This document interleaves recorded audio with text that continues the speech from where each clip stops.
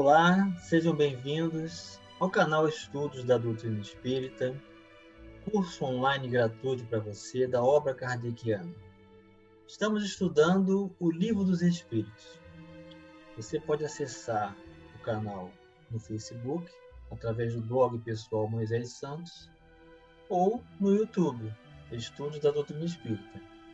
Fazer sua inscrição, ativar o sininho para receber, sempre que nós carregarmos um novo vídeo, a continuidade do estudo do Livro dos Espíritos. Já estamos na terceira parte desta obra, em que estamos estudando as leis naturais. E estamos hoje finalizando o capítulo 3 da Lei de Reprodução. Acompanhe comigo. É a pergunta 693 e estamos no tópico desse capítulo 3, obstáculos à reprodução. Allan Kardec fez a pergunta aos espíritos: são contrários à lei da natureza as leis e os costumes humanos que têm por fim ou por efeito criar obstáculos à reprodução?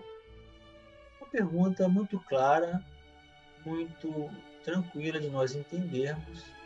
Se o homem interferir na natureza para que haja obstáculo à reprodução, tenha dentro desse costume alguma condição prejudicial.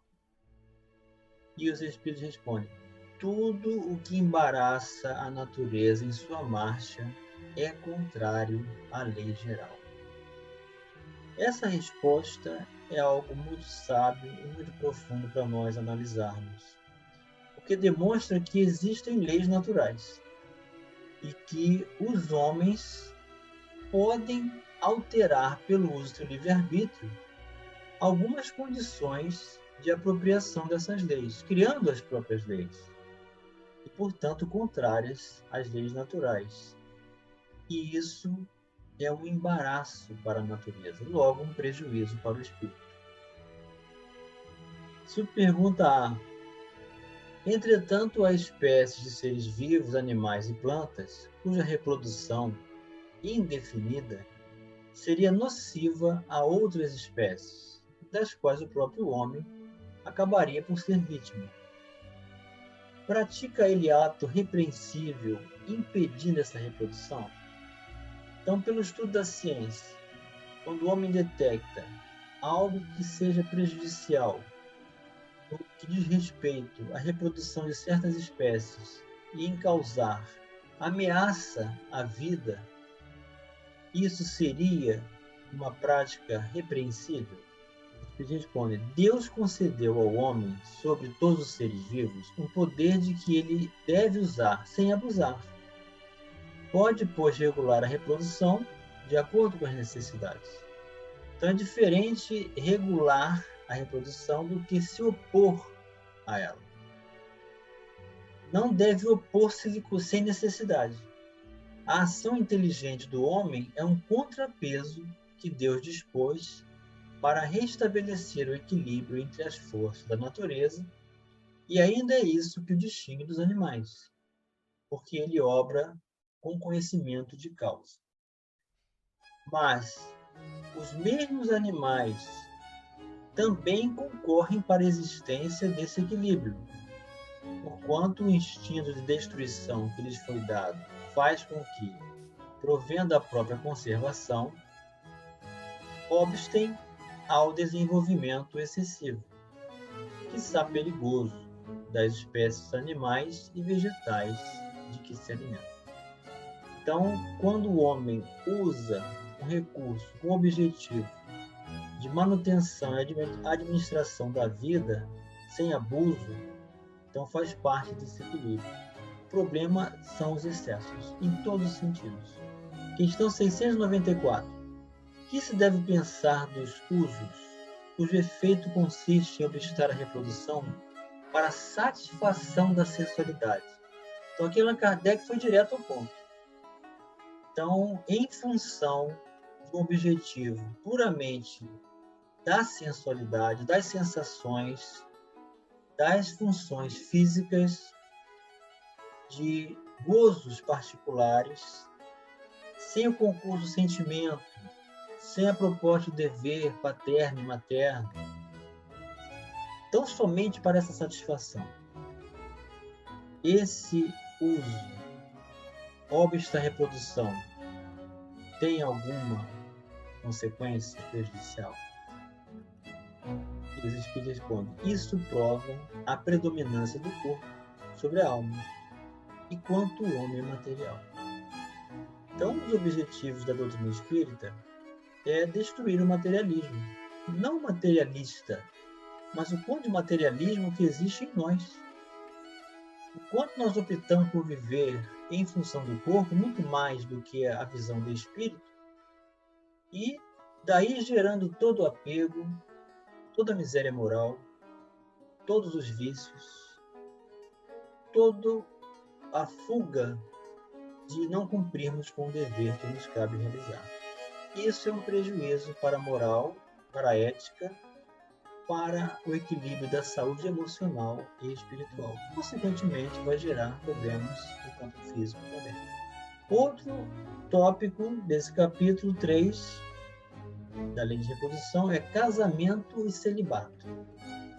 Então, união conjugal ou isenção de união conjugal. Questão 695. Será contrário à lei da natureza o casamento, isto é, a união permanente dos seres? É um progresso na marcha da humanidade. Então, a união entre dois seres estabelece o concurso de um progresso para a marcha da humanidade. 696. Que efeito teria sobre a sociedade humana a abolição do casamento?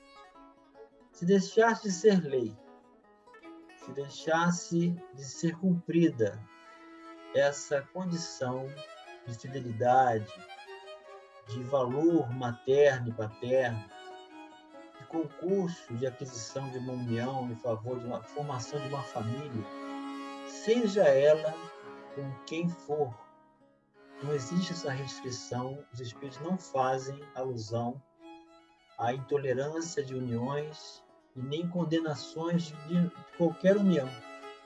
Todos são aceitos, porque todos somos espíritos. Antes de termos um corpo físico masculino ou feminino, nós somos espíritos. Então, abolir essa união, não cumprir com esse dever, seria uma regressão à vida dos animais. Ou seja, viver pelo instinto, pelas sensações, simplesmente pela satisfação e restrição dos sentidos físicos. E Kardec vem dar sua contribuição. O estado da natureza é o da união livre e fortuita dos sexos. O casamento constitui um dos primeiros atos de progresso nas sociedades humanas, porque estabelece a solidariedade fraterna e se observa entre todos os povos, se bem que em condições diversas. A abolição do casamento seria, pois, regredir à infância da humanidade e colocaria o homem abaixo mesmo de certos animais, que lhe dão exemplo de uniões constantes.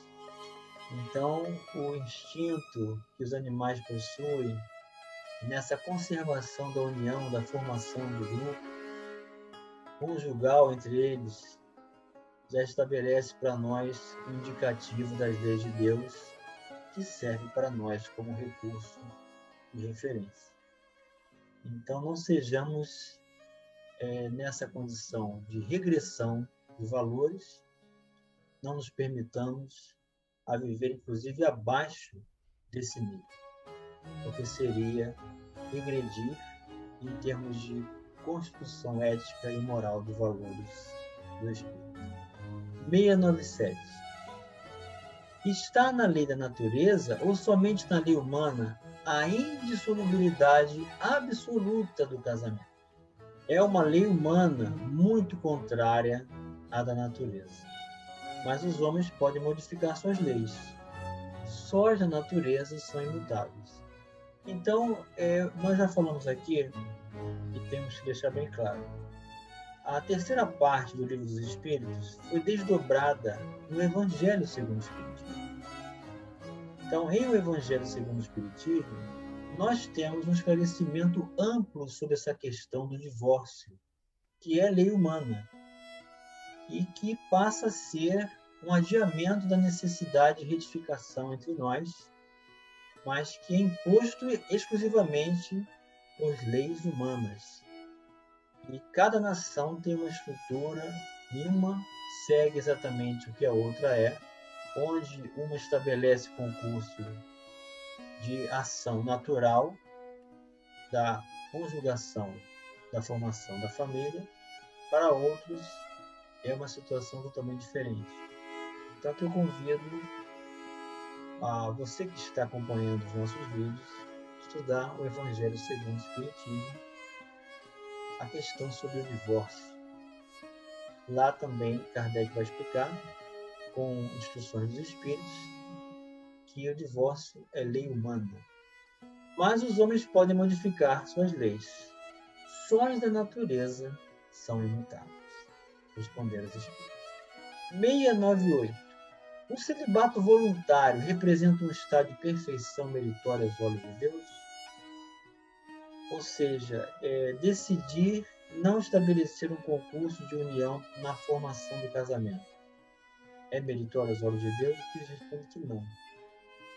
E os que assim vivem por egoísmo desagradam a Deus e enganam o mundo. Então, desvencilhar-se da proposta de união por egoísmo, por ideias de falsa liberdade, de viver sem propósito desse cumprimento paterno ou materno, por egoísmo, desagrada as leis de Deus. 699. Da parte de certas pessoas, o celibato não será um sacrifício que fazem com o fim de se votarem de modo mais completo ao serviço da humanidade?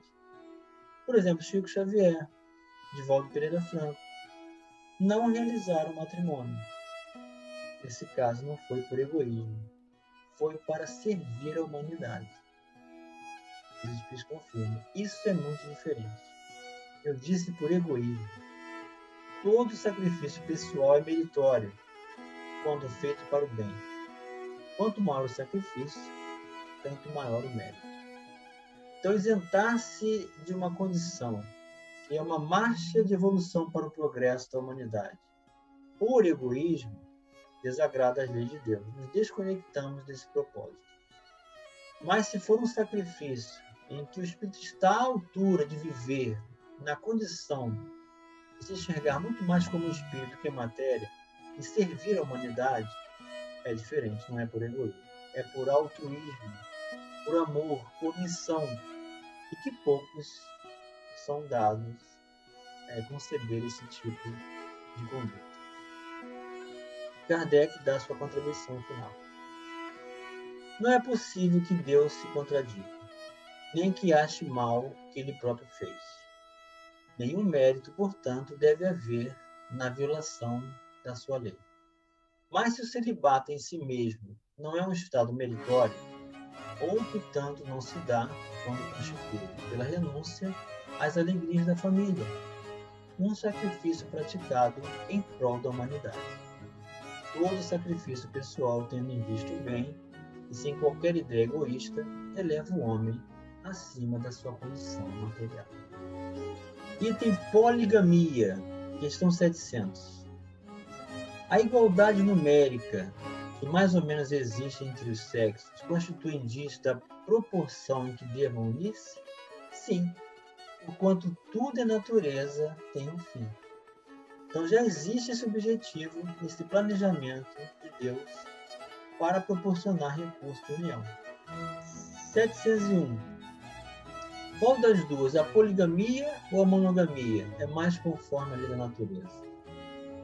Então, uma pessoa unir-se a diversas parceiras ou manter-se a união entre o casal, duas pessoas somente. qual das duas está conforme a lei da natureza. A poligamia é lei humana, cuja abolição marca um progresso social. O casamento, segundo as vistas de Deus, tem que se fundar na afeição dos seres que se unem. Na poligamia não há afeição real, há apenas sensualidade. Então a sensualidade é um prejuízo moral que causa enfermidades graves, futuras, de encarnações com limitações físicas e graves alterações mentais, por conta de desvarios fora desse propósito das leis de Deus. E Kardec vem dar sua contribuição. Se a poligamia fosse conforme a lei da natureza, deverá ter possibilidade de tornar-se universal, o que seria materialmente possível, dada a igualdade numérica dos sexos. Deve ser considerada como um uso ou legislação especial apropriada a certos costumes, e que o aperfeiçoamento social fez desaparecer-se pouco a pouco. Então, o que não é lei da natureza não se mantém, não é permanente. Então, aqui nós encerramos o capítulo 3 da terceira parte do Livro dos Espíritos, da Lei de Reprodução, compreendendo os deveres paternos e maternos da união conjugal como sendo um recurso de crescimento para todos nós. E que vamos buscar no encontro do parceiro ou da parceira oportunidade de reabilitação, porque a maioria dos casamentos na Terra são de provação. Então, vamos desenvolver a tolerância para desejar fazer alguém feliz, porque desejar a própria felicidade numa união conjugal também é egoísmo. Não vamos encontrar condições favoráveis nesse sentido enquanto estivermos aqui encarnados na Terra. Não nos iludamos. Vamos servir, amparar, cumprir o nosso dever e realizar todo o propósito que nos cabe para a produção natural do nosso crescimento de sempre. Um grande abraço e até o próximo vídeo.